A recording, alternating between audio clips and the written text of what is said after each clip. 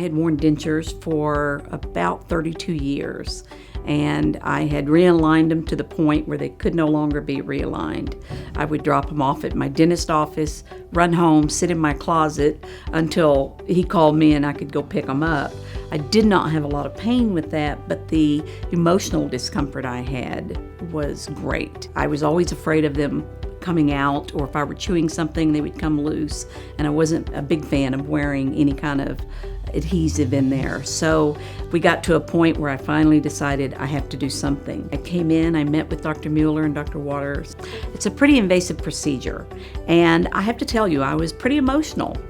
And I don't tell a lot of people that, but we came in, we sat down and talked about it. My husband was with me, and I actually started tearing up because my dentures had been with me for 30 years, and here I was giving them over to somebody that I didn't know and that I had not had any dealings with, just based on the recommendation of my doctor or my dentist here, whom I really, really like, if you can like dentists. Immediately, I thought, if anybody's going to do it, it's going to be these guys.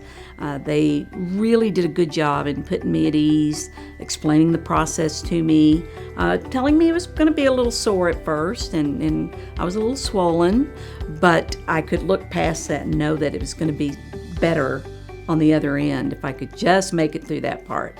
I got very emotional at first because I was not sure I wanted to do it. I know I needed to do it, but it was scary to have to do that and pay all that money, and if something didn't go right, then I'm not only out that money, but I'm out the teeth that I had kept with me all these years. And I had my all on 4 quads put in.